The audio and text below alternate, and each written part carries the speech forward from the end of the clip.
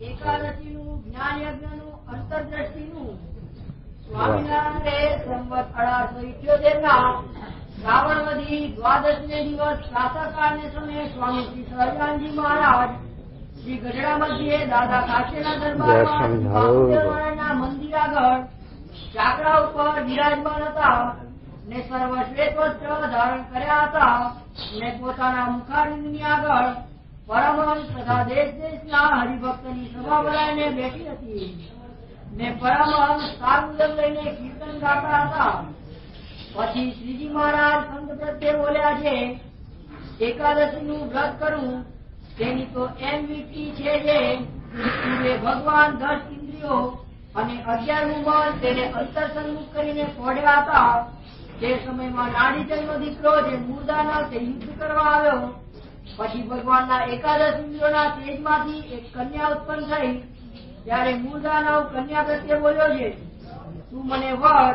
પછી કન્યા બોલ્યા છે, મારે તો એવી પ્રતિજ્ઞા છે જે મને યુદ્ધમાં જીતે તેને હું વરું. પછી મૂળદાનવને અને કન્યાને યુદ્ધ થયું. ત્યારે કન્યાએ મૂળદાનવનું મસ્તક ખડગે કરીને કાપી નાખ્યું. પછી ભગવાને પ્રસન્ન થઈને તે કન્યાને કહ્યું છે, તું વર માંગ. ત્યારે કન્યાએ વર માંગ્યો છે, મારા વ્રતને દિવસ કોઈ અન્ન ન ખાય અને હું તમારા એકાદશ ઇન્દ્રિયોના તેજમાંથી પ્રગટ થઈ માટે મારું નામ એકાદશી છે અને હું તપસ્વીની છું માટે મારા વ્રતને દિવસ મન આદિ 11 ઇન્દ્રિયો તેનો જે આહાર તે કોઈ કરે નહીં. એવું એકાદશીનું વચન સાંભળીને ભગવાને તેને વર આપ્યો. એવી રીતે પુરાણની કથા છે. આ એકાદશી ની વાત કરે મહારાજ, એના ઉપરથી મુરારી નામ પડ્યું. હા, મૂરનારી. મહારાજ આ એકાદશી ની વાત કરી. મહારાજ કહે છે પુરાણમાં વ્યાસજીએ આનું મહાત્મ લખ્યું છે અને ઋષિ મુનિઓ ધર્મશાસ્ત્રોમાં આનું મહાત્મ લખ્યું છે. એ પ્રમાણે અમે પણ આ મહાત્મ કહીએ. મહારાજને સમજાવવું છે આધ્યાત્મિક. એકાદશીની વાત કરી અને સમજાવવું છે મહારાજને આધ્યાત્મિક. મહારાજ કે ભગવાન વઢ્યાતા 11 ઇન્દ્રિયો આપતા, 10 ઇન્દ્રિયો ને 11મું મન. એ 11 ઇન્દ્રિયોમાંથી એક કન્યા ઉત્પન્ન થઈ. એટલે કન્યા શું? આ ઇન્દ્રિયોની વૃત્તિ છે એ કન્યા. જય મહારાજ.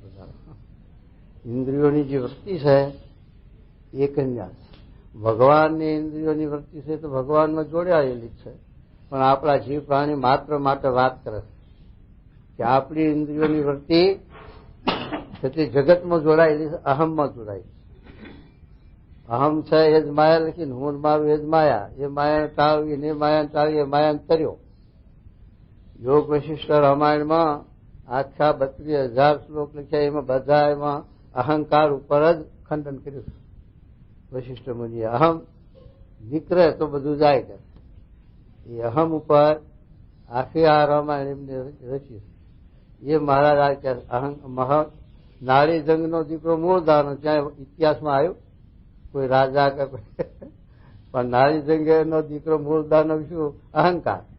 આપણા જીવમાં આપણા દેહની અંદર જીવમાં અહંકાર રહેલો છે. આપણે સાથે એ અહંકારની આ વાત મહારાજ કહે છે. એ અહમની વાત કરે છે. આપણી વૃત્તિઓ અહમને વરેલી છે. હું મારું એને જ વરેલી છે આપણી ઇન્દ્રિયો, આપણી વૃત્તિ ઇન્દ્રિયોની. અને ભગવાન કહે છે કે ભગવાનની વૃત્તિ, ભગવાનની ઇન્દ્રિયોની વૃત્તિ છે એ ભગવાનમાં વરેલી છે. હું મારું કોણ? ભગવાન સંત, આત્મા ને પરમાત્મા, બ્રહ્મ ને પરબ્રહ્મ. એના વિશે આ ભગવાનની આપણે કહે છે કે એમાં અમારી વૃત્તિ વરેલી છે. અને આ જીવની વૃત્તિ અહમમાં વરેલી છે. હું મારું, દેહ ને દેહના સંબંધ એમાં વરેલી છે.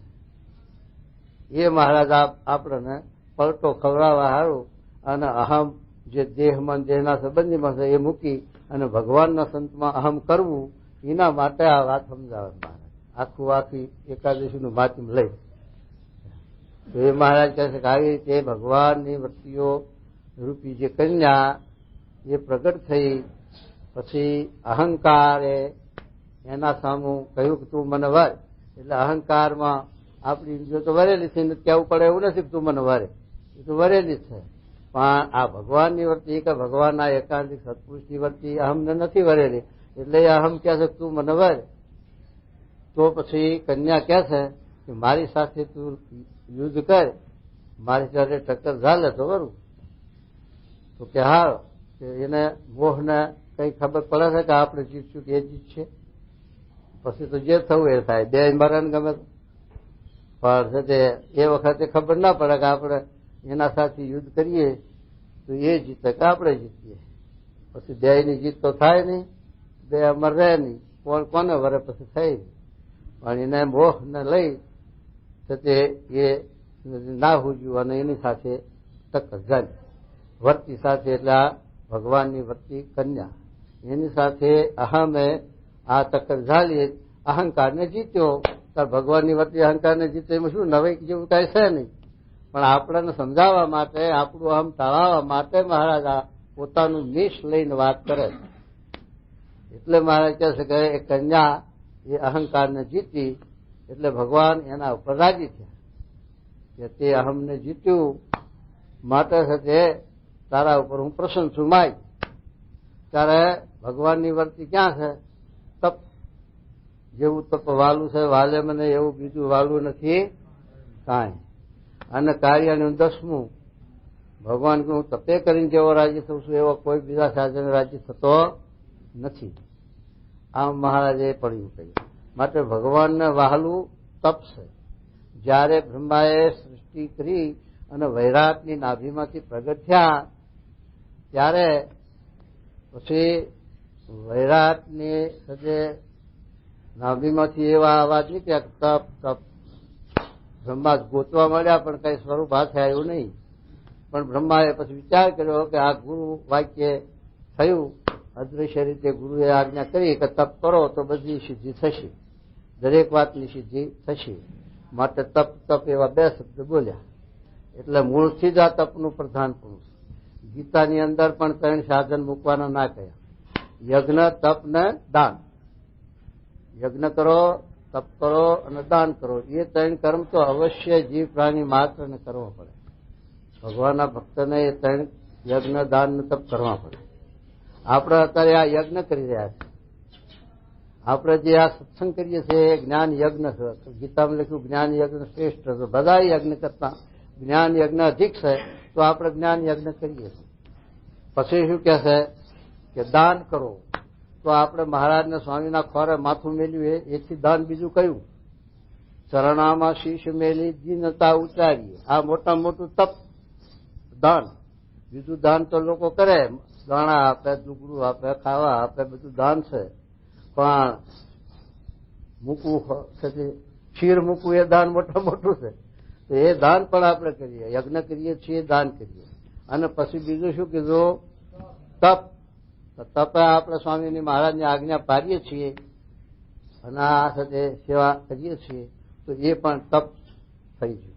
તારા ગીતામાં 3 દાન, યજ્ઞ, તપ કીધું. એ 3 કાર્ય આપણે કરી રહ્યા છીએ. એટલે આપણા ઉપર મહારાજના સ્વામી રાજી છે. એટલે મહારાજ આ કહે છે કે આવી રીતે એ વ્યક્તિએ તપ માગ્યું કે મારા વ્રતના દિવસે કોઈ અન્ન, હું 11 ઇન્દ્રિયોમાંથી ઉત્પન્ન થઈ એટલે 11મા દાડે 11 દાડા પૂરા થાય અને 11 એકાદશી મારું નામ. અને મારા વ્રતના દિવસે કોઈ તપ કરે. હવે કોઈ અનાજ ખાય નહીં.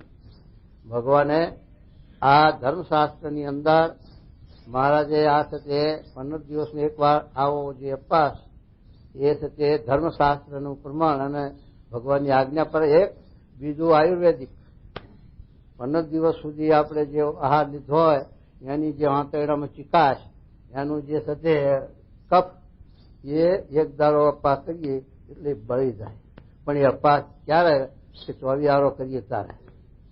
હા તો પડે ને કે બળે નહીં. એટલે 24 અપાર કરવો પડે. એટલે શું કે કોઈ પ્રકારનો આહાર ન જોઈએ.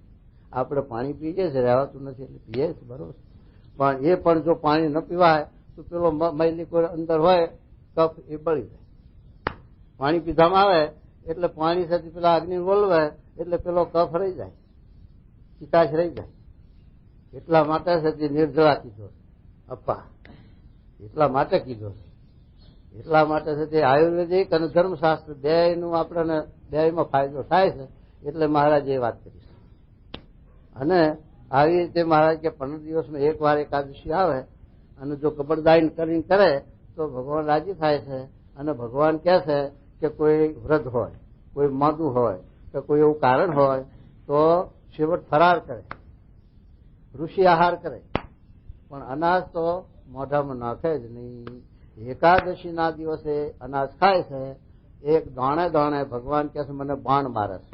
એક ચોખાનો દાણો ખાઈએ, એક ઘઉંનો દાણો ખાઈએ કે બાજરાનો ખાઈએ, પણ એ જે અનાજ છે એ અનાજનું ભગવાન એમ કહે છે કે એકાદશીના દિવસે જે અનાજ મોઢામાં નાખે છે એ તો મને બાણ મારે, એક દાણે દાણે બાણ મારે. માટે એકાદશીના દાડે જે છે તે કામવાળા હોય, આજામાદા હોય કે વૃદ્ધ હોય તો એને ફરાર કરવાની સૂચિ આપી છે, પણ અનાજ તો ન જ લેવું એવો આ મહારાજે આ શાસ્ત્રોમાં નિર્દેશ મૂક્યો છે. હવે એ સત્ય મહારાજ કહે છે કે આવી રીતે એકાદશીમાં પણ મહારાજે અર્જુનના વચનમાં જુદું લખ્યું છે કે આવી એકાદશી તો ભગવાનના ભક્તને નિરંતર થાય છે એ વિચાર કરવાનો. અને મહારાજ કીધું કે જેવા શ્વેતદીપમાં નિરંતર મુક્ત છે એ જેવું થવું છે, ખટ ઉર્મી રહિત રહેવું છે, તો એ ભૂમિકા અને આ ભૂમિકામાં ઘણો ફેર છે.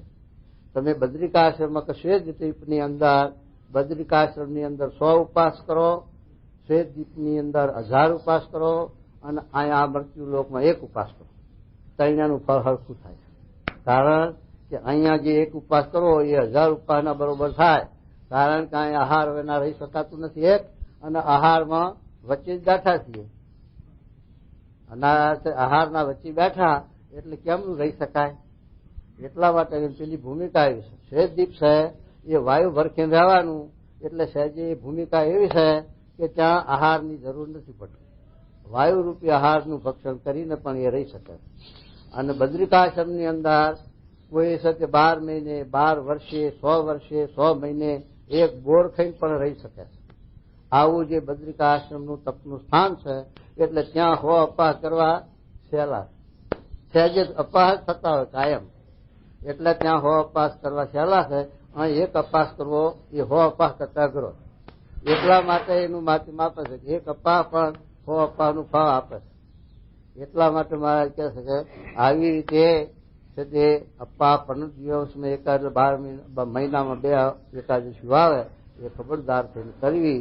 અને તે છતાં ભગવાનના ભક્તને એવો નિરંતર એકાદશી થાય છે. તો એ બહુ ઊંચ કોટીની વાત કરે છે મહારાજ, કે જેમ દુર્વાસા હતા અને કૃષ્ણ ભગવાને પછી મોકલ્યા ગોપીઓને, જાઓ દુર્વાસાને જમાડવા જાઓ. દુર્વાસાને જમાડવા જાય છે ત્યારે જમનાજી આદા જાય છે. હવે જમનાજી ઉતરાય એવી નદી નહીં, એ તો મોટી જબરી નદી, એ સાધારણ આવું વાપરવું નહીં કે હાલ્યા જાય હું. પછી કૃષ્ણ ભગવાનને કહે છે ગોપીઓ કે હે કૃષ્ણ ભગવાન, આ જમનાજી 2 કાંઠે જાય છે ને અમારે દુર્વાસા હામા કાંઠે, હવે શી રીતે એમને જમાડવા, શી રીતે ક્યાં થઈને જવું, અહીં ક્યાંય પુલ બાંધેલો છે જવું? તો ત્યારે કૃષ્ણ ભગવાને કીધું ગોપીઓને કે હે ગોપીઓ, જો આ હું કૃષ્ણ એ જો 12 બ્રહ્મચારી હોઉં, ઉદ્ધવ રહેતા નૈષ્ટિક બ્રહ્મચારી હોઉં, તો જમનાજીની માતાને કહેજો તો માગ આપે, અને જો એમાં મારે ખામી હોય માગ નહીં આપે. એ જ્યાં અને જૈન જમનાજીને વાત કરી, 2 કોરે પાણી ખડકાઈ ગયું, રસ્તો થઈ ગોપીઓ ચાલી ગઈ. જૈન સમાજે કાંઠે જઈને દુર્વાસાને ઠાર કરે. દુર્વાસા મહારાજ કૃષ્ણ ભગવાનને સંભાળી પુરુષોત્તમ નારાયણનું ધ્યાન કરી, પુરુષોત્તમ નારાયણ જેમ ગોરધનભાઈ હતા આપણામાં, ગોરધનભાઈને આહાર કરાયો, નાયા નહીં, પૂજા નહીં, કાંઈ નહીં, અને આહાર કર્યો કૃષ્ણાય નમઃ, સ્વામિનારાયણ ભગવાનને નમો.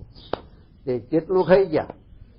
પછી પોતાના દેહમાં આવ્યા, ભગવાનની મૂર્તિમાંથી બહાર આવ્યા.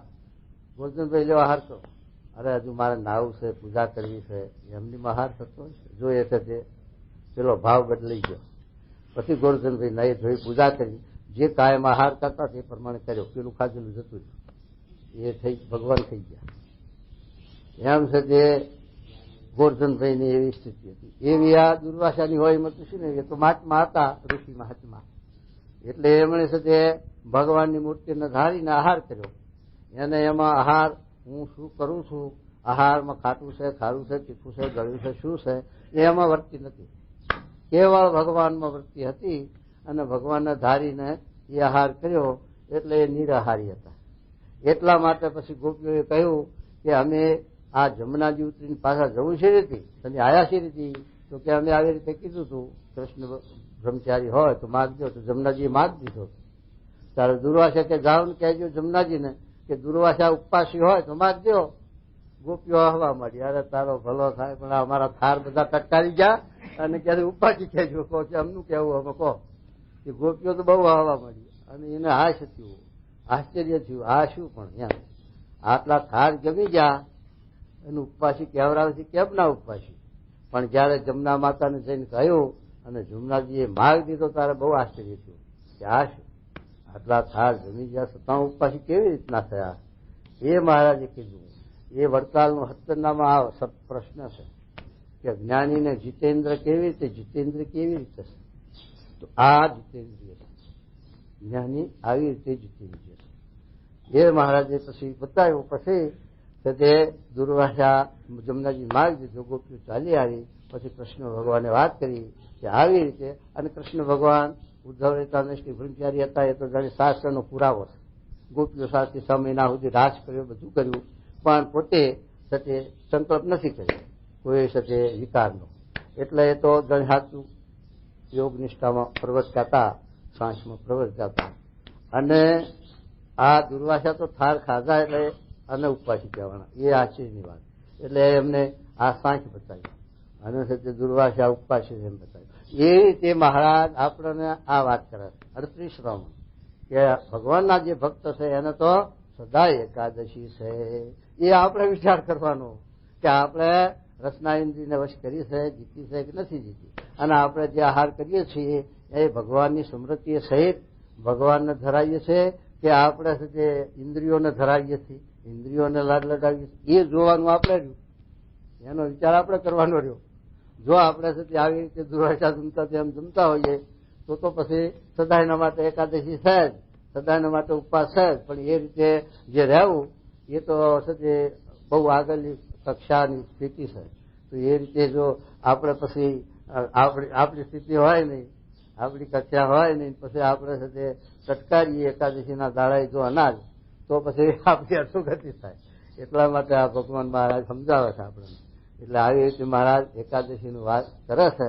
તો આવી રીતે આપણે ભગવાનના અખંડ ધારવા, ભગવાનની સ્મૃતિ રાખી, દરેક ક્રિયામાં ખાતા પીતા હાલતા ચાલતા જો સતે ભગવાનમાં ભક્તિ રાખીને આપણે ક્રિયા કરીએ અને એની અંદર જો આપણે અહમ ના હોય, ફળની ઈચ્છા ન હોય, નિષ્કર્મ કરતા હોઈએ તો એ કર્મ બંધન થતું નથી. એવું ગીતામાં પણ લખ્યું અને શાસ્ત્ર કહે છે. એટલે હવે શું કહે છે? અને વળી ધર્મશાસ્ત્રમાં પણ એમ કહ્યું છે કે એવું એકાદશીનું વ્રત કરવું, તે દિવસ કામ ક્રોધ લોભાદી સંબંધી ગુંડાઘાટ મનમાં થવા દેવા નહીં અને દેહ કરીને કાંઈ ભૂંડું આચરણ કરવું નહીં, એમ શાસ્ત્રમાં વચન છે. અને તે શાસ્ત્ર પ્રમાણે અમે પણ કહીએ છીએ, શાસ્ત્ર પ્રમાણે અમે વાત કરીએ છીએ. કારણ કે ઋષિ મુનિઓએ ધર્મશાસ્ત્રોમાં આ વાત લખી છે અને વ્યાસજીએ પુરાણોમાં લખી છે. માટે બેયનું પ્રમાણ લઈ અને અમે આ વાત કરીએ છીએ એમ મારે છે. અને તે શાસ્ત્ર પ્રમાણે અમે પણ કહીએ છીએ કે એકાદશીના દિવસ ઢોર લાંગણ કરવી નહીં અને એકાદશ ઇન્દ્રિયોના આહારનો ત્યાગ કરે ત્યારે તે એકાદશી સાચી ને તે વિના તો ઢોર લાંગણ કહેવાય. એનું કારણ છે કે આપણે એકાદશી કરી, હવે અપાસ ને લઈ અને બહુ જ પ્રમાદ આવે છે, નિંદ્રા આવે છે. તો એકાદશીનું વ્યક્તિ કેમ કરવું? તો ગ્રસ્ત શું કરે? કાં તો ગંજી પોલી દે, હાજી જાય એકાદશી તમારે ઉપર થઈને, હો ખબર ના રહે. અને કાં તો સિનેમા નાટક જોવા જાય, હાલો ને જઈએ જરાક જઈ આવીએ એટલે ટાઈમ જતો રહે. એટલે આ ઢોર લાંગણ થાય. હો એ એકાદશી ખોટી પડી એમ કે. એટલે કહે છે કે 11 ઇન્દ્રિયો એટલે આપણી આંખ છે તે પણ ભગવાનના ભક્તના દર્શન કરે. પણ સાથે સિનેમા, નાટક, બજારમાં સાથે જગતના રૂપ જોવા એ સાથે એકાદશીનું નષ્ટ થાય. એકાદશી આપણી ભાગી જાય. એટલા માટે મારે કહે છે અને કાને કરીને જે શબ્દ સાંભળવા જગતના અને જગતના રેડિયા સાંભળવા અને ટેલિવિઝન જોવા, આ બધું છે એ પણ એક જાતનો આહાર છે. માટે એ આહાર કરવાથી અપવાદ આપણે અનાજ ન ખાધું, એકાદશી કરી છે અને રસના ઇન્દ્રિય આપણે જીતી. પણ આ આંખ ને કાન ને એ બધું આ નાસિકા ને એ બધું આ માર્ગે હાલ્યું તો પછી એ ઢોળ લાગણ થઈ ગઈ. જગતમાં ગામડામાં શું લોકો સમજાય, જો આ શાસ્ત્રમાં કહ્યું છે કે ઢોળ લાગણ ના કર્યું કાંક તો ખાવું, થોડું ઘણું તો ખાવું, એમ સમજાશે. પણ એમ નથી. એનો અર્થ આવો છે કે કોઈ પણ 11 ઇન્દ્રિયો છે, મન આપણું ગાઢ સંકલ્પ બીજા કરે, જગત ના કરે અને એવું કરે તો પછી એને આહાર મળી ગયો. એટલે એ આહાર પણ એક નથી. એટલે એકાદશીમાં ભંગાણ છે. તો આ જૈન લોકો ઉપવાસ કરે પણ એને 24 પ્રકારનો આહાર છે. આપણે તો આ 11 ઇન્દ્રિયોના 11 પ્રકારના આહાર ગણીએ, પણ એ 24 પ્રકારના આહાર ગણે. એ 24 પ્રકારનો જે આહાર છે એમાંથી એક પ્રકારનો આહાર જો ઓછો થાય તો એ સંપૂર્ણ ઉપવાસ નથી ગણતા. પછી 23 હારો કરે, 22 હારો કરે, 21 હારો કરે, એમાં ઘટી જાય. એટલે જેમ છે પેલી મૂર્તિમાં ખંડ આંગળી ખંડિત હોય અપૂજ થઈ જાય એવું એ લોકોમાં. એટલે એ છે એમ આયા આપણે 11 ઇન્દ્રિયોના આહાર બનતી, એમાંથી એક ઇન્દ્રિયનો આહાર જો છે થયો, ભંગ થયો તો પછી ઢોળ લાગણ, પછી ઢોળાય ચાંદરાયણ કરે છો. અત્યારે તો ઉનાળામાં ખર ના હોય બિચારા લોકો, ખેતીવાળા હોય એને કંઈક સાધન હોય, પણ જે ખેતી વગરના ઢોર રાખતા હોય એને પછી સાંકડા થાય ત્યારે પછી એને વગણ કીધે ચાંદરાયણ, વગણ કીધે અપવાસ. અને જગતના જીવ કેટલા એમાં સમજાવે કે ભાઈ ખાવા નહીં મળે તારે અપવાસ છે ને, માટે ટટકારી લેવું, એવું સમજનારા છે દુનિયામાં. તો એ મહારાજ કહે શું કહે જુઓ. પ્રાણને અન્નનો આહાર છે, તેમજ શ્રોત્રને શબ્દનો આહાર છે, અને ત્વચાને સ્પર્શનો આહાર છે, ને નેત્રને રૂપનો આહાર છે, ને જીવવાને રસનો આહાર છે, ને નાસિકાને ગંધનો આહાર છે, ને મનને સંકલ્પ વિકલ્પનો આહાર છે. એવી રીતે 11 ઇન્દ્રિયોના જુદા જુદા આહાર છે. તે સર્વનો ત્યાગ કરીને જે સર્વે આહારનો ત્યાગ કરે તેનું નામ એકાદશી વ્રત કહેવાય. બસ આ બધાનો આહાર બંધ કરે ત્યારે એકાદશી સાચી કહેવાય. તે આહાર બંધ કરવો તો એ તો મારી ના હકણી રહે. પણ એને આ હતું જો કથા વાર્તા કીર્તન આ સેવા જો ભગવાન સંબંધી જે છે એને એ છે એને ખોરાક આપે એટલે એમાં રચી પચી રહે, એટલે પેલા આહાર ભૂલી જાય, પછી એમાં મોહ ના રહે. એટલા માટે ભગવાને આ આલંબન આપ્યું ભક્તિ માર્ગનું. એટલે એમાં છે મન જોડી મેલે. કથા છે, કીર્તન છે, વાર્તા છે, ધ્યાન છે, પછી સેવા છે. આ ભગવાનના હાર ફૂલ ચૂંટવા, ફહાર કરવા, ભગવાનનું સાથે સંબંધી જે કંઈ સાફ સુફી કરવી, એમાં સીધું સામગ્રી જોવું, દાળ ચોખા ઘઉં જોવા, એમાં વર્તી કરો હે ભગવાનની સમૃદ્ધિ રાખી તો સત્ય દિવસ જાય અને એકાદશી ભંગ ન થાય અને સહેજે સહેજે જાય. અને જો નવરી મેલી ઇન્દ્રિયોને કે ભાઈ આ કઈ આહાર હાલવો જ નહીં, શુભ કે અશુભ તો થઈ રહ્યું, પછી એક આહાર ઉપર જાય. એમાં બધા આવી જાય 11 હો. એમાં પછી એક ઇન્દ્રિય લપટારા ના મારે, એક તો સહાર તમારે હવા કોઈ ના જગાડે તો હાથ પડી જાય. જય સ્વામિનારાયણ. આહાર પેલા પારણા વખતે ઉઠાય એના હાથે હે.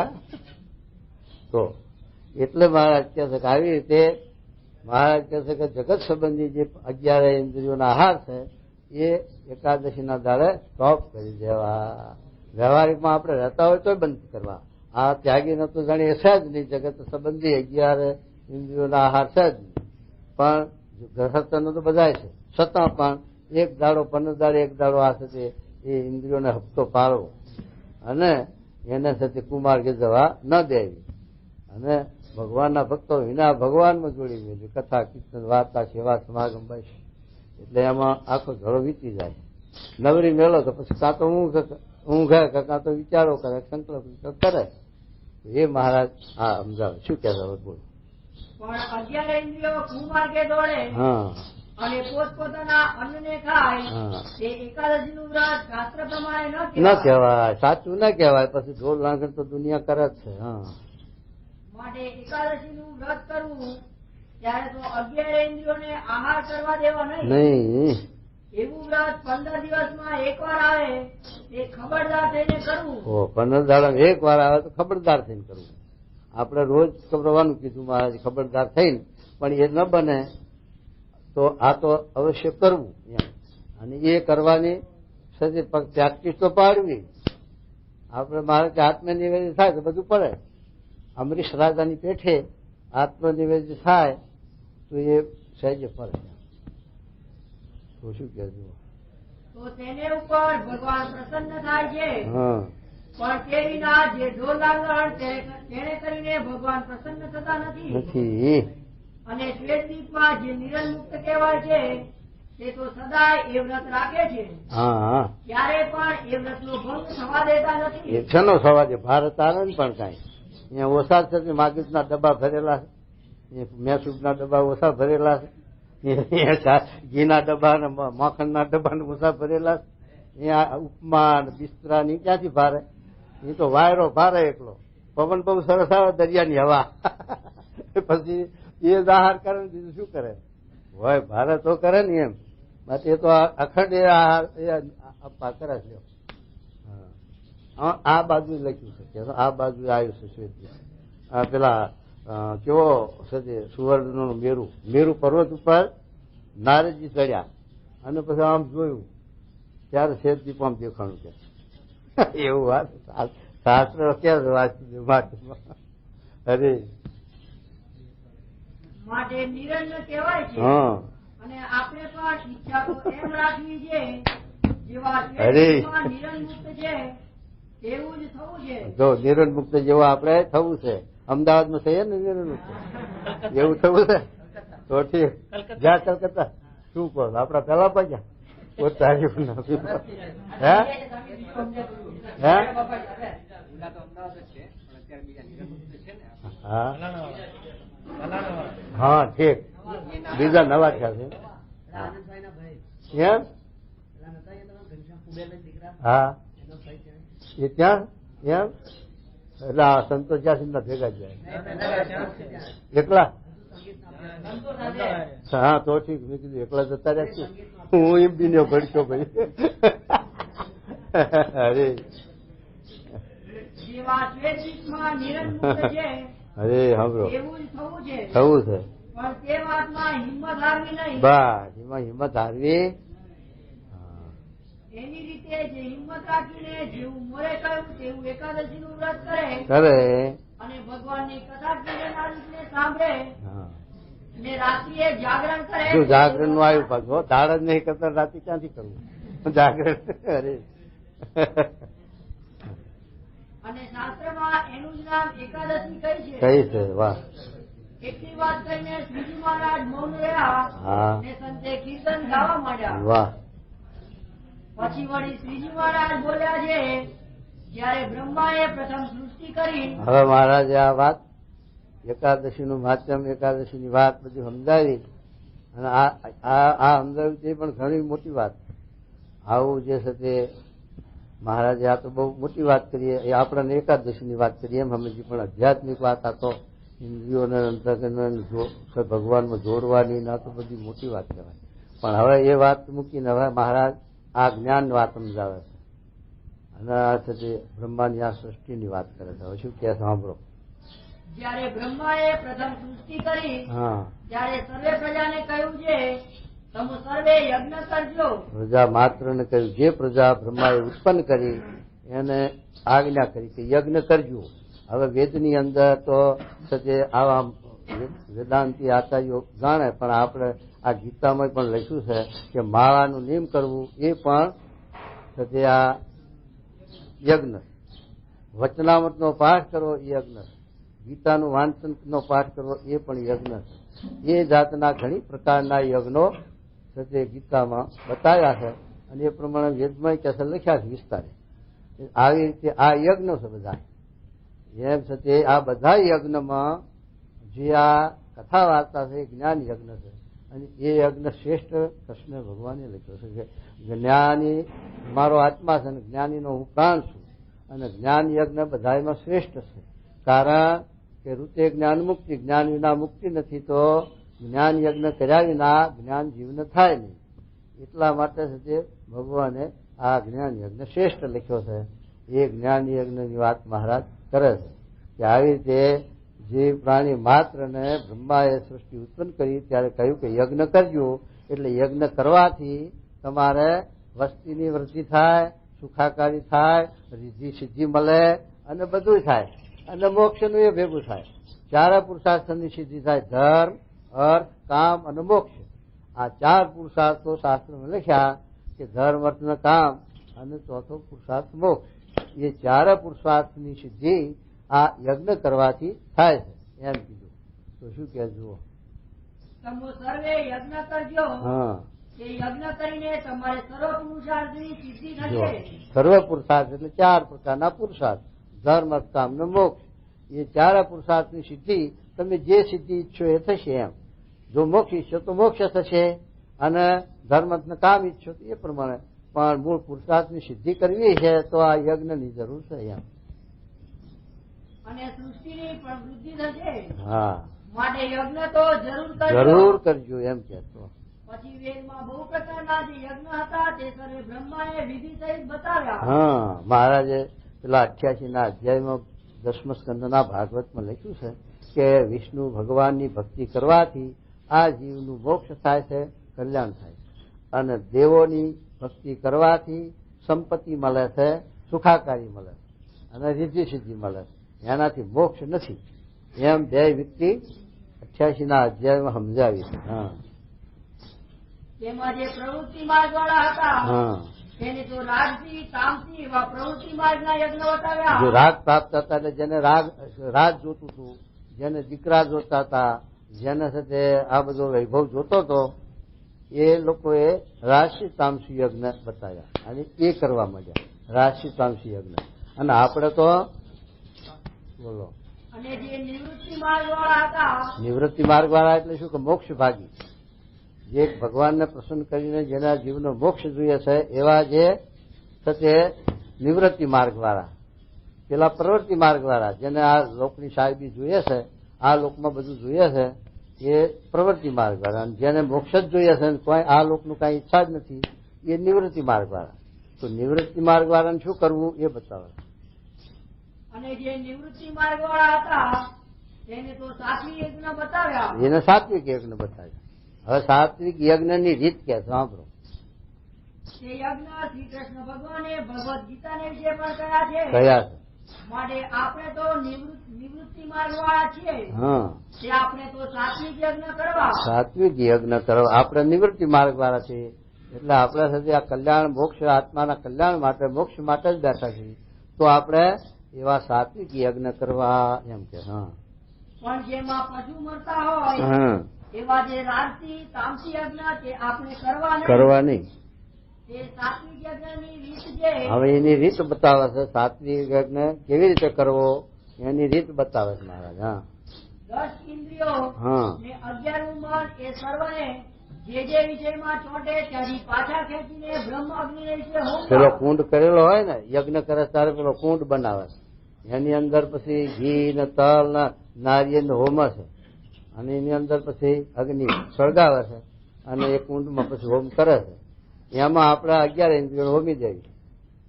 જેમ પાર્વતી હોમી કે ના હોમી, એમાં આપણે હોમી દેવી. એમ નહીં. શું બ્રહ્મ યજ્ઞ શેમાં હોમ બીતા? બ્રહ્મ યજ્ઞ તો એને કે બીજું શું? બ્રહ્મ યજ્ઞ શું છે બીજું? અહીં તો એ કોને સમજાશ? કોઈ બાદ પૂછી જુઓ કે આ યજ્ઞ છે, આમાં હોમો કોઈ સમજાશ? અને ભગવાન તો એ આ કે છે એ આપણી 11 ઇન્દ્રિયો બ્રહ્મ અગ્નિમાં હોમવી. બ્રહ્મ અગ્નિ એટલે બ્રહ્મ વેતા એવા જે સત્પુરુષ. જેમ રામાનંદ સ્વામીને સંન્યાસીઓ આવ્યા અને પૂછ્યું કે વેદ કેટલા? ત્યારે રામાનંદ સ્વામી કે વેદ તો 4 છે, પણ બ્રહ્મજ્ઞ છે, બ્રહ્મવેતા છે એ 5મો ભેદ છે. ત્યારે પેલા સંન્યાસીઓ ભાગ્યા, એને ના સમજાણું. 5મો ભેદ બ્રહ્મજ્ઞ છે એમ કીધું રામાનંદ. એમ જે સત્પુરુષ છે એ બ્રહ્મવેતા સત્પુરુષ છે અને બ્રહ્મના સંબંધવાળા છે, બ્રહ્મરૂપ બનેલા છે, થયેલા છે.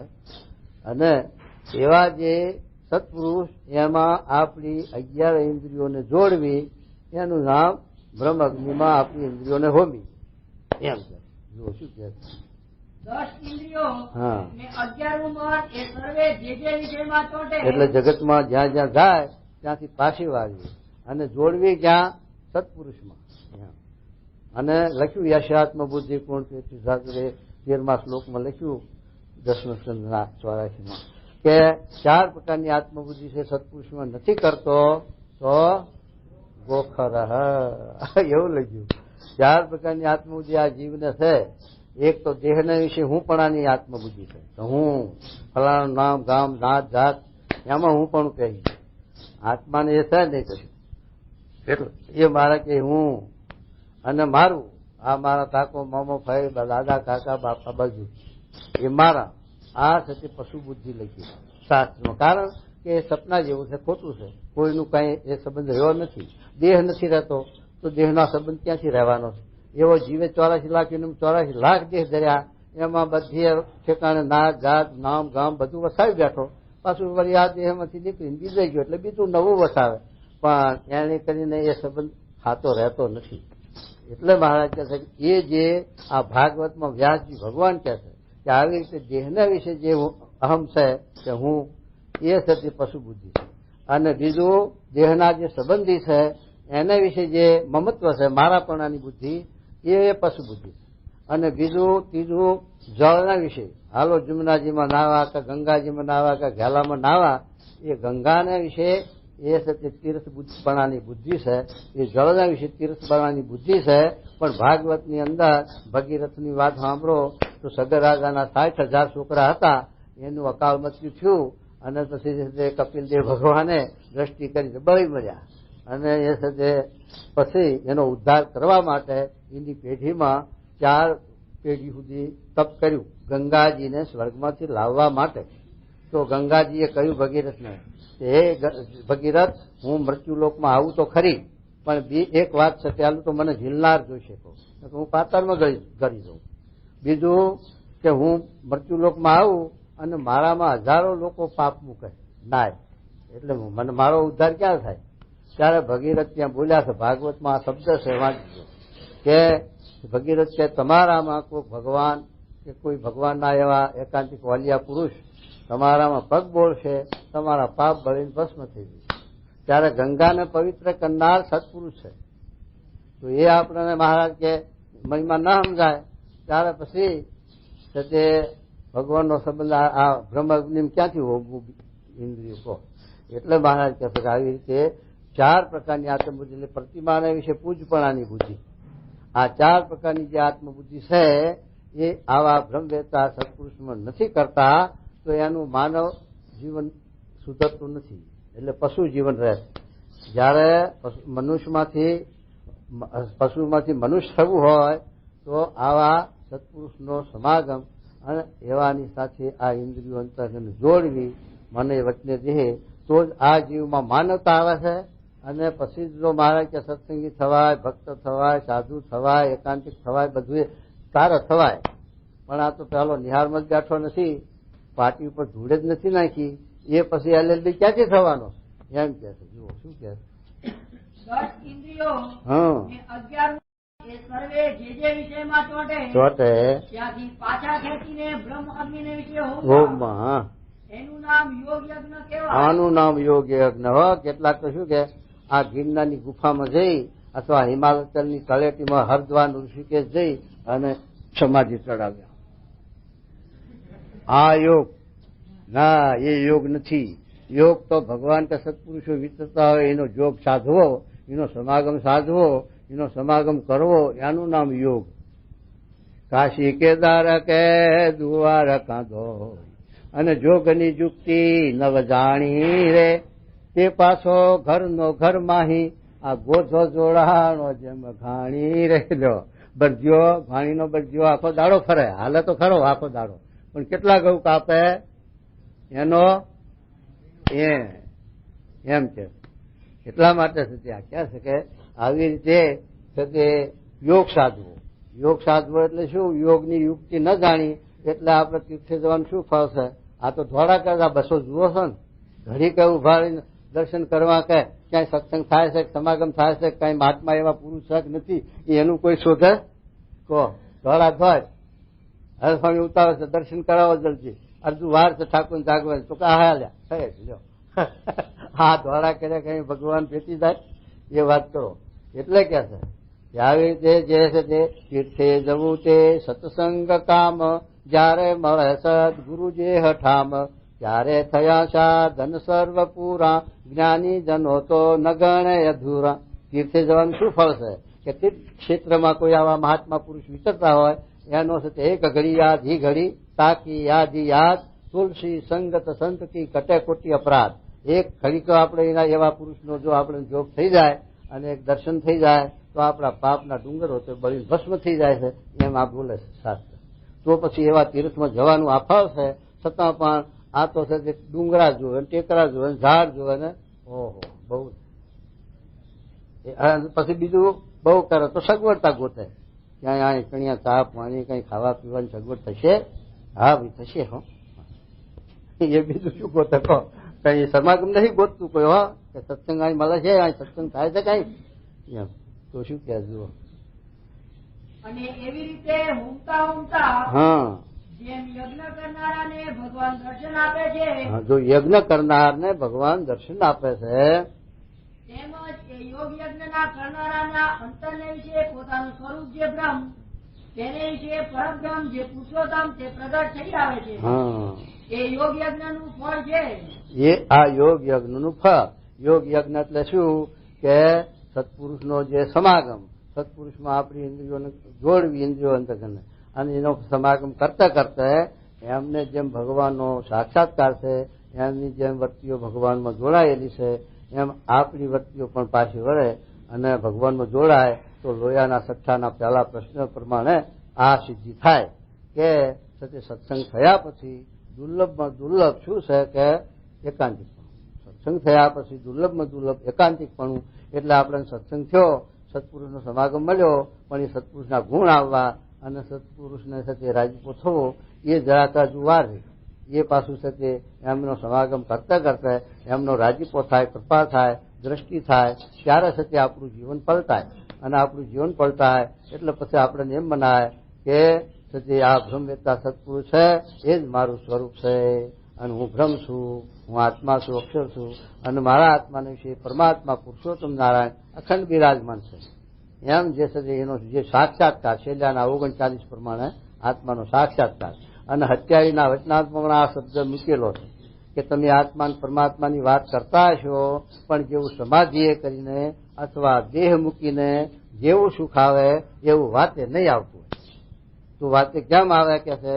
તો પછી એમાં એ જ લખ્યું કે શ્રવણ મનન નિધિધ્યાસ કરે તો એનો સાક્ષાત્કાર થાય, અને સાક્ષાત્કાર થાય તો જેવું સમાધિએ કરી અથવા દેહ મૂકીને જેવું સુખ આવે એવું સત્ય દેહ આવે. એમ કીધું. તો એવું છે તે સત્ય દેહ અક્ષર આત્મા પરમાત્માનું સુખ અનુભવવું હોય તો એનું શ્રવણ મનન નિધિધ્યાસ કરવો જોઈએ. એ નિશ્ચિત મહારાજે વાત કરી. તો શું કહેજો? અને અંતરદ્રષ્ટિએ કરીને જે ભગવાનના ભક્તને વર્તવું એ જ્ઞાન યજ્ઞ કહેવાય છે. એ જ્ઞાન યજ્ઞ કહેવાય. અંતરદ્રષ્ટિએ વર્તવું એ જ્ઞાન યજ્ઞ. અંતરદ્રષ્ટિએ વર્તવું એટલે જ્ઞાન યજ્ઞ. તે અંતરદ્રષ્ટિ કોને કહેવાય? ધણી વિનાનું ધ્યાન ધરે એ તો કોઈકનું ઘર ઘાલવા, આંખો મીચીને બેસે બલાય તે તો ઝડપીને ઉંદરને બલાડીએ ધ્યાન ધરે છો. નીકળે ઉંદરડો ઝડપ અને બગલો ધ્યાન કરે સરોવરના કાંઠે. પેલા રામચંદ્રજી ભગવાનના લક્ષ્મણ બે નીકળ્યા. તારા રામચંદ્રજી ભગવાન લક્ષ્મણને કહે છે, લક્ષ્મણ આ તો જો બિચારો કેટલો દયાળુ છે બગલો, જીવને દુઃખ ન થાય, તકલીફ ન પડે એટલા માટે જાળવી હાચું તો પગ મૂકે. ત્યારે પેલા માસલાલ વાંચા થઈ. માસલું કે છે એ ભગવાન આ ભૂલા પડ્યા હતા નહીં તમે બીજા તો ભૂલા પડે, તમે ભગવાન થઈને ભૂલા પડ્યા. કેમ કે મારા આખા કુળનો નાશ કર્યો છે અને હવે મારો જીવ લેવા સારું અવરો પગલો ભરે. અને તારે પછી રામચંદ્રજી બોલ્યા કે સવાસીની ગત સવાસી જાણે, એમ પછી બોલ્યા. એટલે આ છે તે ધ્યાન ધર્યું કહેવાય. એમાં આપણે ભગવાનનો સંબંધ ન હોય, સ્વામીનો સંબંધ ના હોય, સત્પુરુષનો સંબંધ ના હોય, ને આપણે પછી આંખે મીચીને બેસી શું દેખાય? તારે એ પછી બગલા જેવું ધ્યાન થાય. પછી પેલા જીજાવર્ધન શ્યામ બાવાજી બેઠા હતા ને એવું ધ્યાન થાય. એટલે એ કહે મારા શું કહેવું સાંભળો. અને અંતરદ્રષ્ટિએ કરીને જે ભગવાનના ભક્તને વર્તવું એ જ્ઞાન યજ્ઞ કહેવાય છે. હા, જ્ઞાન યજ્ઞ. હા, હવે કોઈ એમ પૂછે છે હા અંતરદ્રષ્ટિ તે શું? અંતરદ્રષ્ટિ કોને કહેવાય? અંતરદ્રષ્ટિ તે શું? એ કોક પૂછે તો શું કહેવું? તો તેનો ઉત્તર એ છે જે એનો ઉત્તર એ છે બહાર અથવા માલિકો અંદર અથવા બહાર ભગવાનની મૂર્તિ સ્વામી જે વર્તી એનું નામ અંતરદ્રષ્ટિ. આ અંતરદ્રષ્ટિ બતાવે છે. આમથી આમ કઈ દેહવું એનું નામ અંતરદ્રષ્ટિ નથી કહેતા, પણ ભગવાનની સ્મૃતિ, ભગવાનનું ચિંતન, ભગવાનના સ્વરૂપમાં વર્તી. બહારથી રાખો વર્તી, અથવા તો અંતરમાં પાછી વર્તી વાળીને આત્મામાં ભગવાનને ધારીને એમ વર્તી રાખો, પણ એનું નામ અંતરદ્રષ્ટિ. તે વિના અંતરદ્રષ્ટિ કરીને બેઠા છે તોય પણ એ બહાર દ્રષ્ટિ છે. જેને ભગવાનનો સંબંધ નથી, જેને ભગવાનની પ્રાપ્તિ નથી અને ભગવાનને જાણ્યા નથી, તો પછી એ કેવી રીતે અંતરમાં ધારશે, કેવી રીતે ધ્યાન કરશે, કેવી રીતે સંભાળશે? એટલા માટે આ મહારાજ એમ કહે છે કે અંતરદ્રષ્ટિ શું ધારે, સમવર્તી રાખે, પછી પૈસામાં વર્તી રહે, માલ પાણી મરે તો શું કહેજો? માટે બહાર ભગવાનનું દર્શન તથા પૂજન તથા ભગવાનના કથા કીર્તન એ આવી જે ભગવાન સંબંધી ક્રિયાઓ હોય તે સર્વે અંતરદ્રષ્ટિ છે. હા, ભગવાન સંબંધ, ભગવાનનો જે સંબંધ એ જ અંતરદ્રષ્ટિ. પેલા મુનિ બાવા અમારા પરોક્ષ સાધુ હતા, પરોક્ષ બાવા હતા, પણ મહારાજના વખતમાં મહારાજના સાધુ થયા હતા. તે પંજાબી માણસ, 5-7 ઊંચા કાન આવડા મહારાજ, આશી મહારાજની વાત કરતા, આવડા કાન.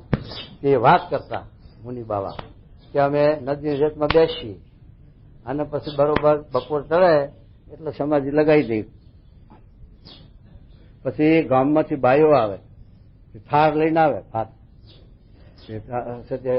થાર લઈને આવે, પછી આમ આવીને આગળ બેહે, આંખ ઉઘેડીએ નહીં અમે એટલે લઈને હો પાછા, એને ભાર પડે ને, તો આવીને બેહે, પછી પ્રાર્થના કરે, એ મહારાજ મારો થાર અંગીકાર કરો.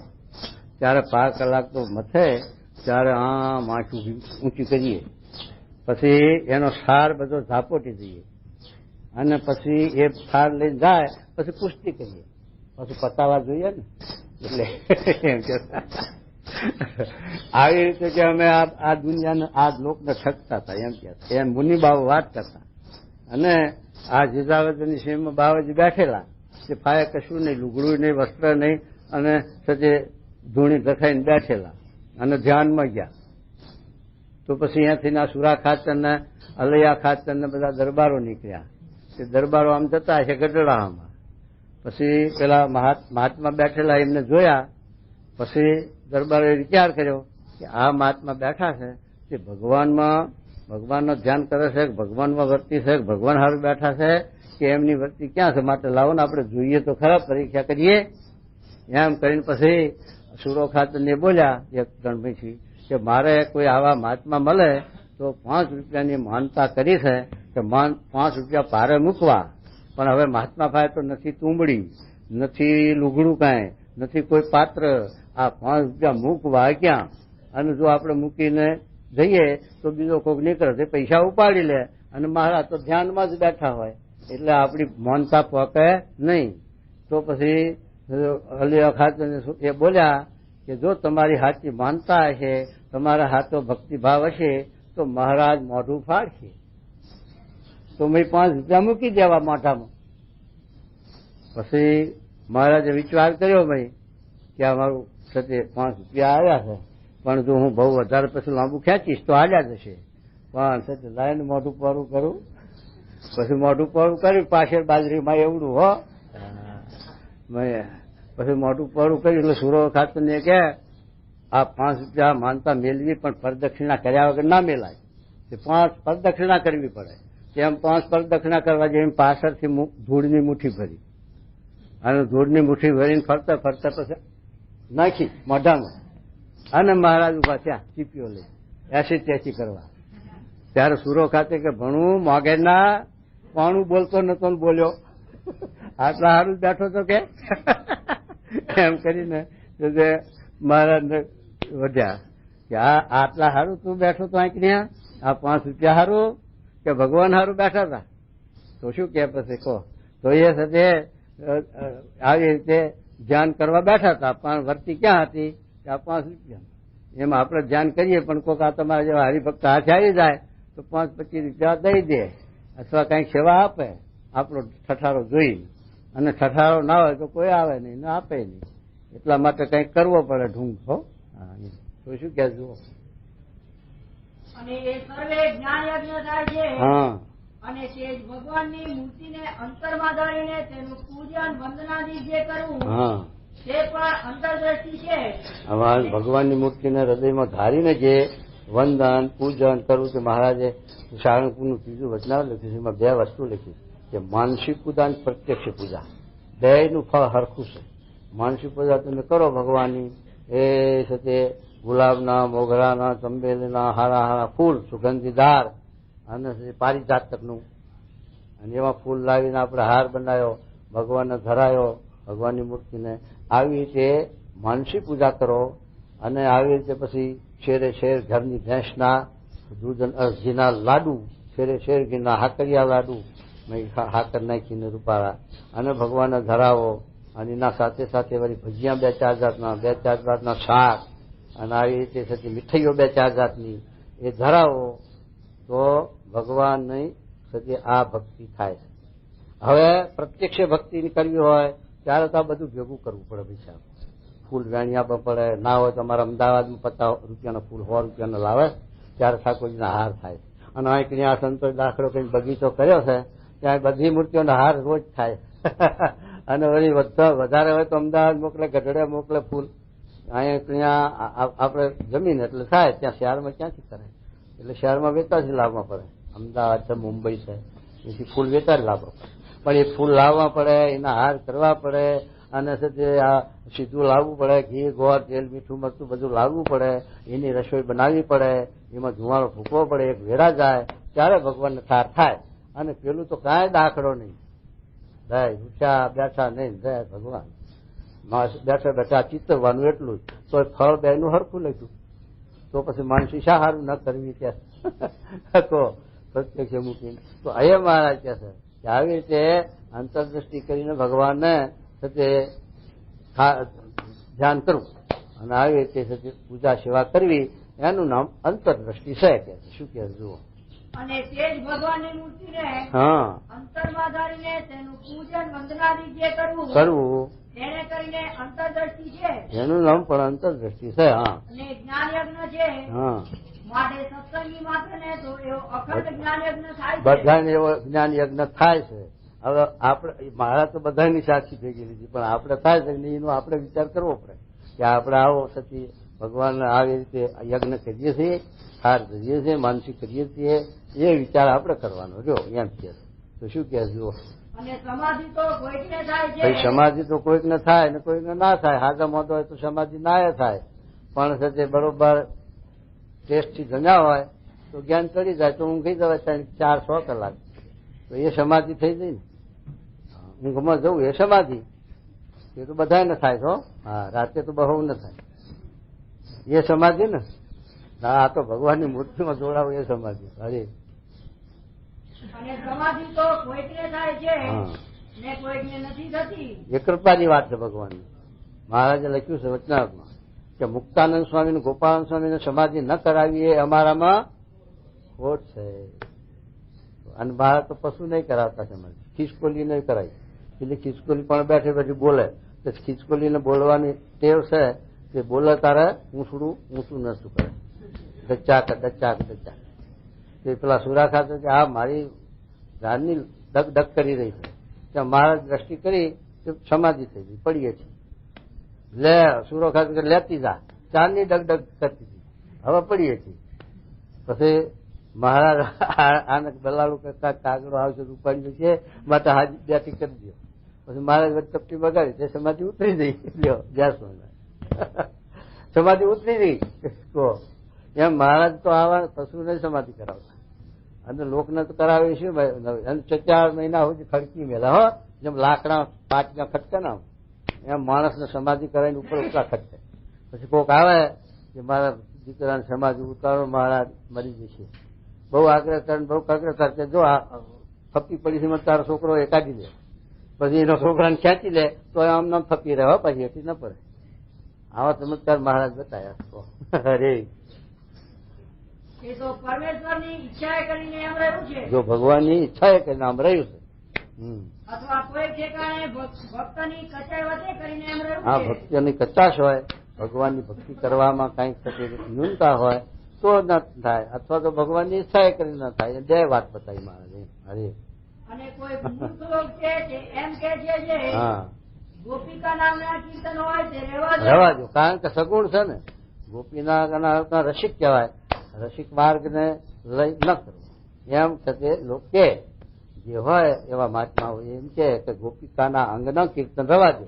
પણ મહારાજ શું કહે છે એ જોવાનું. હા, ગોપિકા નામના કીર્તન રહેવા દો ને નિર્ગુણ કીર્તન હોય તે ગાઓ. જો ગોપિકાના મહારાજ કહે છે અંગના કીર્તન રવા દો, એવી આપણી ભાવના હોય તો આપણે પરીક્ષિત રાજાની વાત કરી કે પરીક્ષિત રાજાએ ભગવાનની જે છે તે ગોપીઓનો પ્રેમ અને ગોપીઓની ભગવાન કૃષ્ણ ભગવાનને જે છે તે રાસ એનું છે તે વર્ણન આવ્યું ત્યારે પરીક્ષિત રાજાને શંકા થઈ.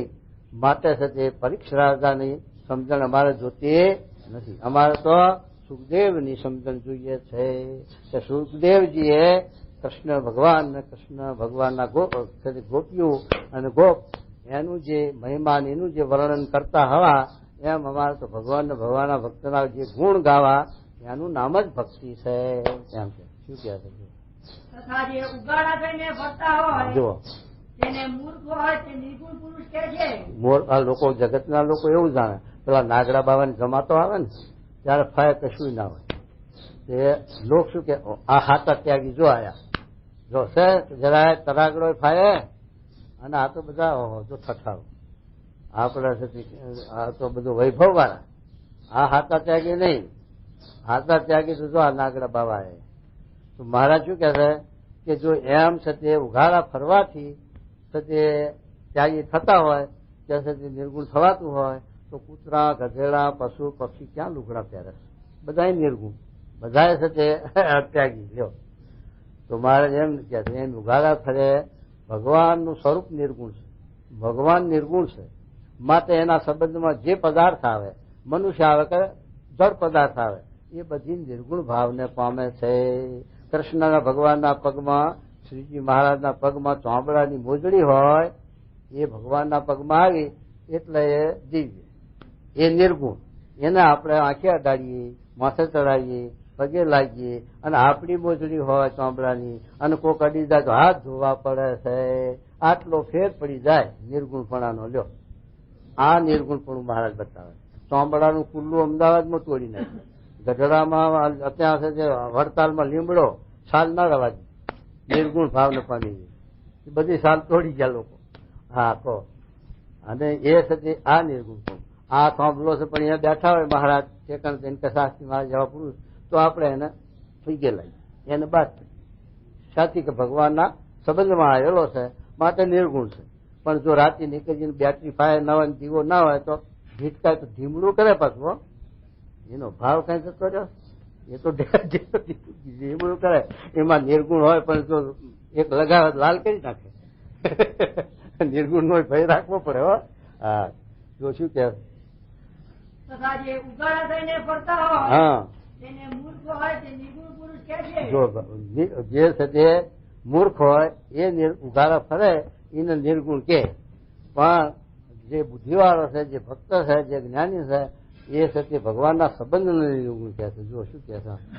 પણ જો ઉગાડા ચાલે નિર્ગુણ થવાતું હોય તો કૂતરા ગધેડા ઇત્યાદિ સર્વે નિર્ગુણ કહેવાય.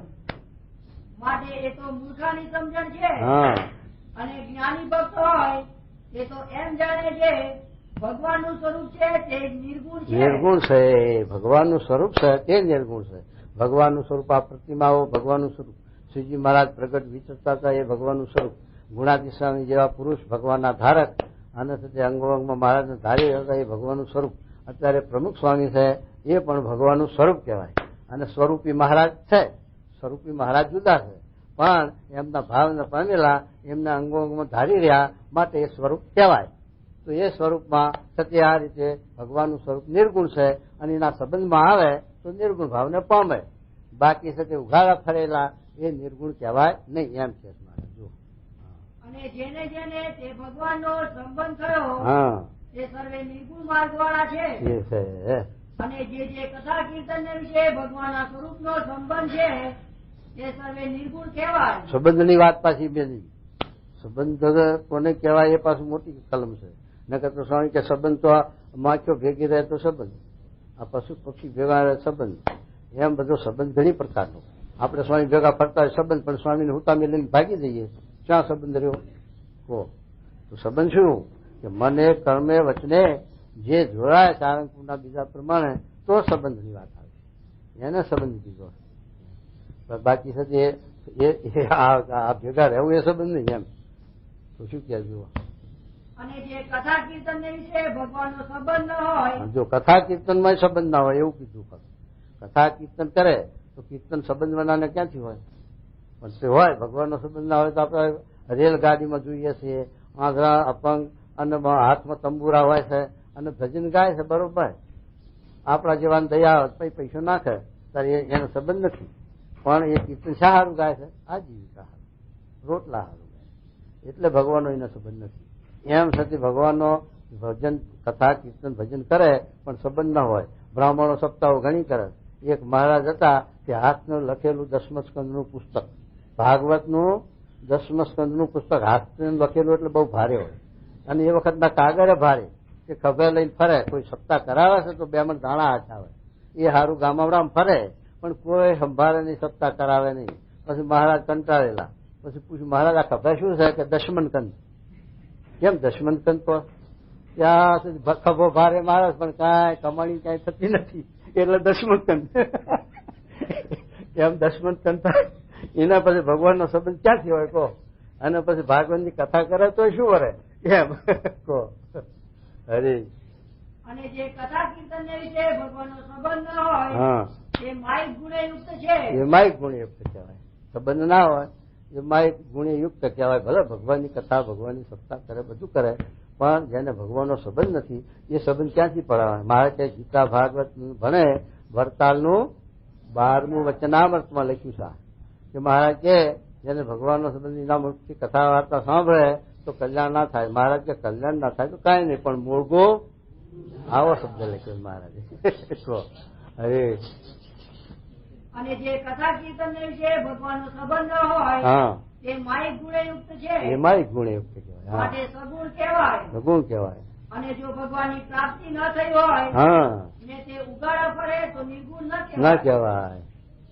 અને જેને ભગવાનની પ્રાપ્તિ થઈ છે અને ગૃહસ્થાશ્રમી છે તો પણ તે નિર્ગુણ કહેવાય. ગૃહસ્થાશ્રમી છે તોય નિર્ગુણ કહેવાય. લો એનો એ ભગવાનના સંબંધ જેમ છે તે દાદા ખાતરનો દરબાર, દાદા ખાતરનો દરબાર, ઘર ખોયડા જમીન ઝાડ અને દાદા ખાતરની બહેનો જીવબા લાડુબા રાજભાઈ મોટા નાનભાઈ અને આ બધા જે કુટુંબ એ બધું એ મહારાજના સંબંધમાં આવ્યું, નિર્ગુણ ભાવને પામી ગયું. એટલે મહારાજ એમ કહે છે કે આવી રીતે ભગવાનના સંબંધમાં આવે નિર્ગુણ એમ કે. અને ત્યાગી હોય તે પણ નિર્ગુણ કહેવાય. જો ભગવાનનો સંબંધ હોય તો એ પણ નિર્ગુણ કહેવાય એમ. માટે ભગવાનને પામ્યાનો જે માર્ગ તે નિર્ગુણ માર્ગ છે. ભગવાનને પામ્યાનો માર્ગ કયો? સત્પુરુષ. કયું વચનાવૃત? બા મજના અઠાવીમાં લખ્યું છે મહારાજ કે ભગવાનને પામવાનો માર્ગ સત્પુરુષ. સત્પુરુષનો વિશે મનુષ્ય ભાવ આવ્યો, સત્પુરુષમાં મન નાખવું પડ્યું તો એમ જાણવું કે ભગવાનના માર્ગમાંથી પડ્યો જાણવો. હવે આપણે અહીંથી જવું છું બોટાદ અને માર્ગ ચૂક્યા હાલ્યા બરવાળામાં, પછી બોટાદ ઢુકડું થાય કે આખું થાય કહો? ત્યારે એમ આપણે માર્ગ ભૂલ્યા. પછી એમ ભગવાનને પામવાનો માર્ગ સત્પુરુષ છે. જે બારણેથી બંધ છૂટીએ તે બંધન કરીએ બારણું, જેને આધારે જીવીએ તેનું ન કરીએ મારણું.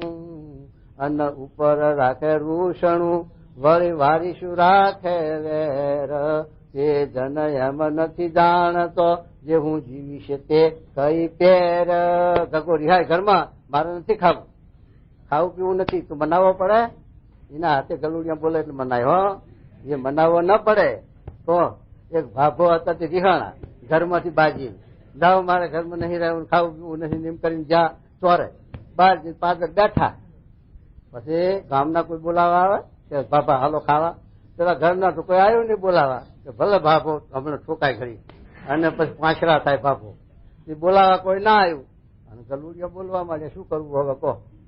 પછી પેલા સાંજે ઢોર ચરવા ગયા હોય ને, ભેંસોની ગાયોની, એ બહાર ભેંસોને ઢોર ઝાડમાં ચરવા ગયેલી, એ સાંજે પાછી વળી એમાં એના ઘરના ઢોરા અને એના ઘરની ભેંસનો ભગડિયો પાડો.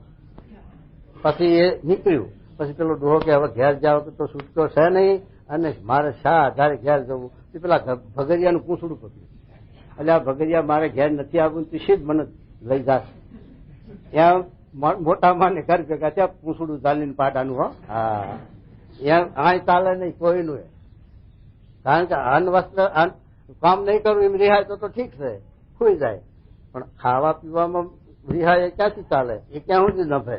એટલે કે છે કે આને ઉપર રાખે રૂષણું, વળી વારીશું રાખે વેર, તે જન એમ નથી જાણતો જે હું જીવીશ તે કઈ ફેર.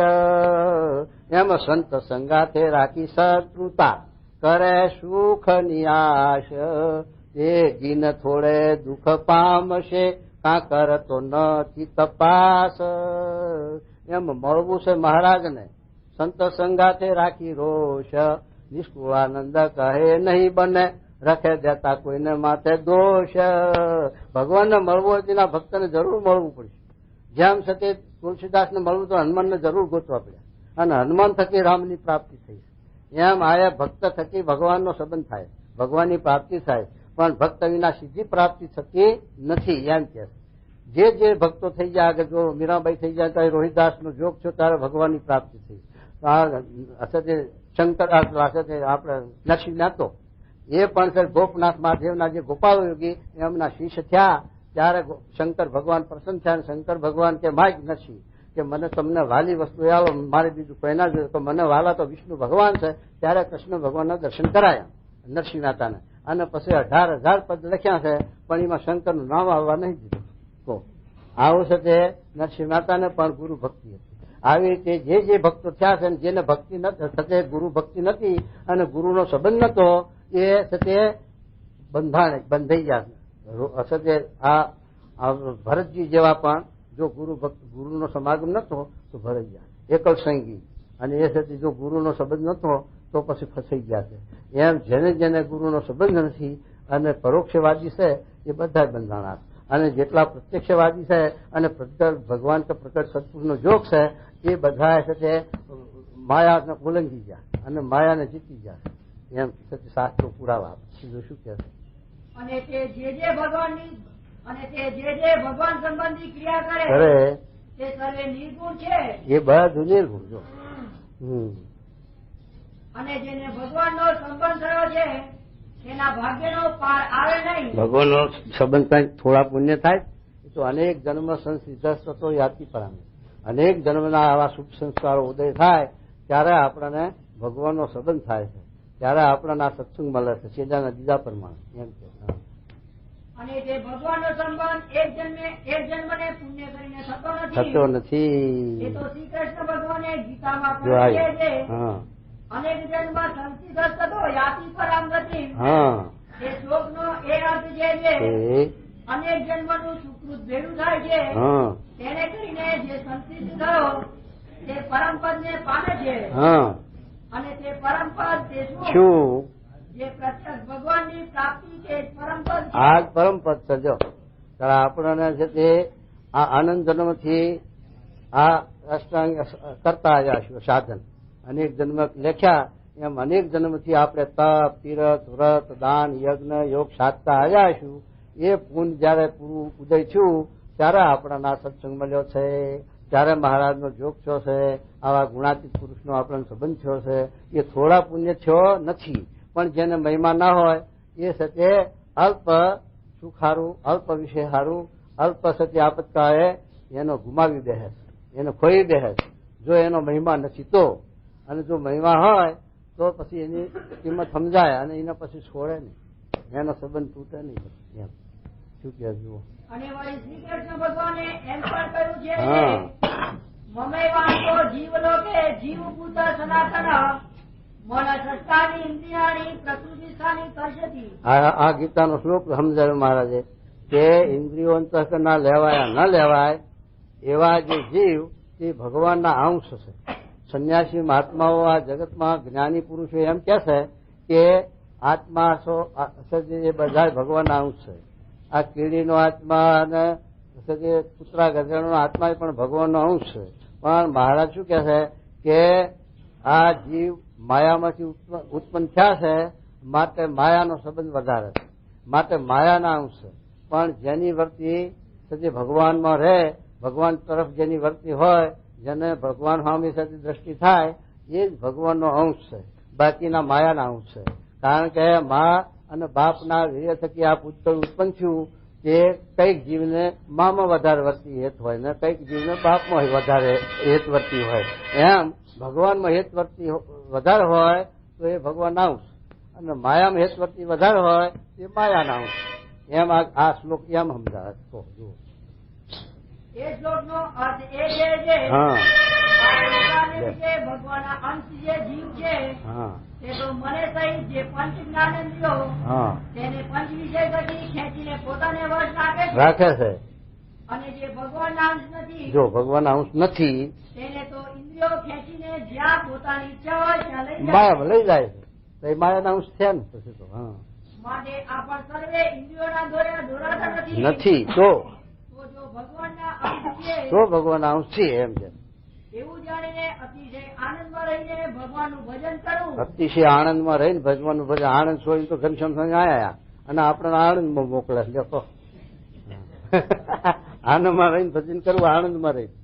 હરે અને સર્વ ઇન્દ્રિયોની વૃત્તિઓને ભગવાનના સ્વરૂપમાં હોમવી અને સદા જ્ઞાન યજ્ઞ કર્યા કરવો. જો આવી રીતે આપણી સર્વેન્દ્રિયોમાં ક્યાં હોમવી?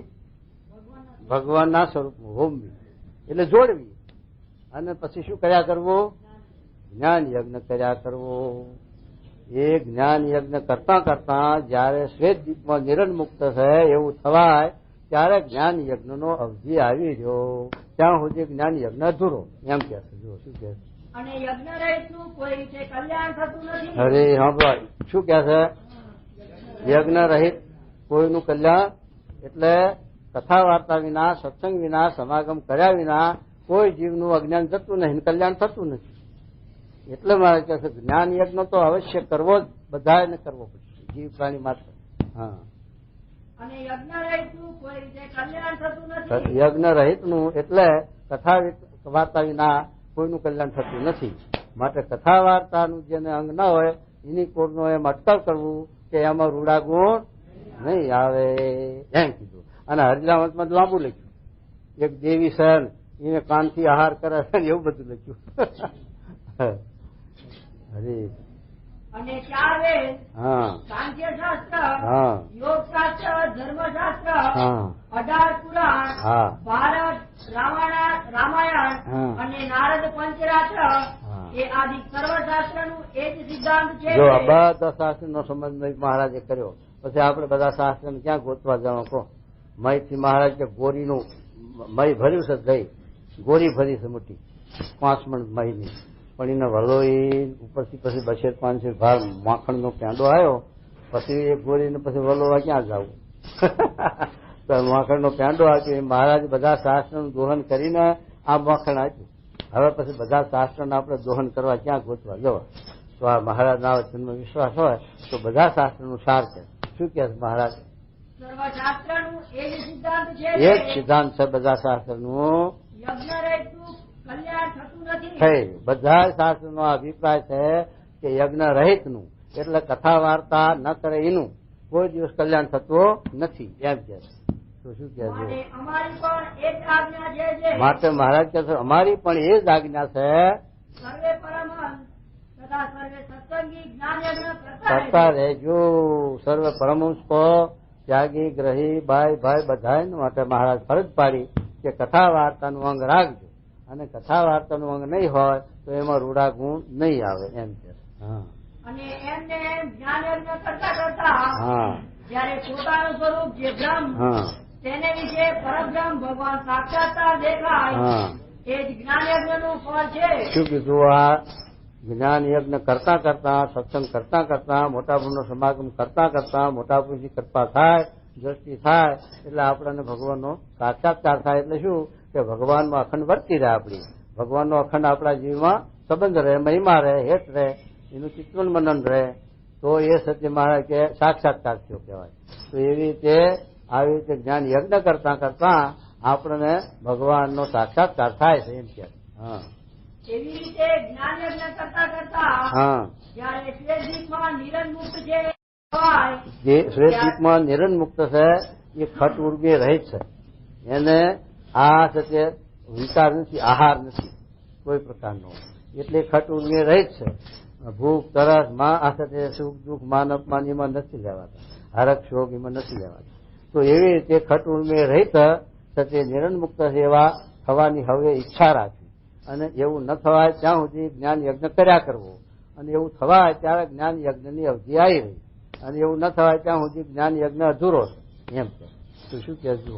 એવી રીતે જ્ઞાન યજ્ઞ કરતા કરતા જયારે શ્વેતદીપમાં નિરંજન મુક્ત છે હા. એવું થવાય ત્યારે જ્ઞાન યજ્ઞનો વિધિનો અવધિ આવી રહ્યો, ત્યારે એનો અવધિ આવી રહ્યો, જ્ઞાન યજ્ઞ પૂરો થયો એમ કે. હા અને જ્યાં સુધી એવું ન થવાય હા. ત્યાં સુધી એટલું અધૂરું જાણવું. એવા ન થવાય આપણે જે ખટુર્મી રહે શ્વેતદીપ મુક્ત જેવા, ત્યાં સુધી એટલું અધૂરું છે. એટલે આપણે અક્ષરધામની વાત કરીએ, અક્ષરધામના જે અક્ષર મુક્તો એના જેવું આપણે થવા માટે આ સત્સંગ છે, ના સમાગમ છે, તો એવું ન થવાય ત્યાં સુધી પૂર્ણપણું ના માનવું કે હવે આપણે બધું કરી રહ્યા, ત્યાં સુધી આપણે અધૂરું. અને એવું થવાય ત્યારે એમ જાણવું કે હવે જ્ઞાન યજ્ઞનો અવધિ આવી છે. અને નિરંજન મુક્તિ જેવા થવાની અતિશય ઈચ્છા રાખવી. આવી ઈચ્છા રાખવી, હિંમત હારવી નહીં, નિરાશ નથી જવું એમ છે કે ક્યારે થાય કેમ થાય.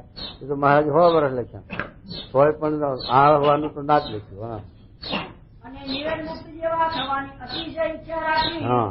પણ શ્રદ્ધા રહી થવું નહીં, નહીં. અને પોતાને વિશે અપૂર્ણપણું માનવું નહીં. બે વાત પાછી બતાવી હો. એક તો આપણે ભગવાન મળ્યા, સત્પુરુષ મળ્યા એટલે અપૂર્ણપણું ના માનવું કે હવે આપણું શું થશે, હું સ્વર્ગ ક્યાં જઈશ, જમપુરીમાં જઈશ કે ક્યાં જઈશ, કયા લોકમાં, એવું અપૂર્ણપણું ના માનવું. અને પૂર્ણ કામપણું માનીને આશીએ પણ ના જવું. જય બાતે આ તો પેલી પ્રથમના 25 એવું લખ્યું છે ને કે ધાર ઉપર હાલવાનું છે, કે ધાર ઉપર હાલે આમ જો ડોલે આમ પડે, આમ ડોલે આમ નહીં પડે, એટલે સકી જાય તોય ખોટ, અને જે અપૂર્ણપણું માને તોય ખોટ. માટે અપૂર્ણપણું ના માનવું અને પૂર્ણ કામ પણ માનીને શકી પણ ન જવું. જય વાતે સજે ભગવાનને સંત મળ્યા છે તે પૂર્ણ કામ માનવી, અને પછી આ ભગવાનને સત્પુરુષને રાજી કરવા માટે અને એમનો સમાગમ કરી અને શ્વેતદીપના મુક્ત થવા માટે આપણે પુરુષ પ્રયત્ન કરવું. એ સતી ચાલુ રાખવું. બે વાતે હાથ મહારાજ આપ્યું. એવું ન થવાય ત્યાં સુધી એમ ના માનવું કે હવે આપણું કલ્યાણ નહીં થાય, અને એમ ના માનવું કે હવે આપણે બધું કરી ચૂક્યા, આપણે હજુ કરવાનું એમ. તો શું કે હજુ અને પોતાને વિશે અપૂર્ણપણું માનવું નહીં. હા ને ભગવાનની પ્રાપ્તિ થઈ છે હા તેને કરીને પોતાને કૃતાર્થ માનીને સાવધાન થઈને જ્ઞાન યજ્ઞ કર્યા કરવો. બાજુ ઇતિ વચનામૃતમ. બસ હા. એવી રીતે ગઢડા મધ્યનું આજનું થયું. અરે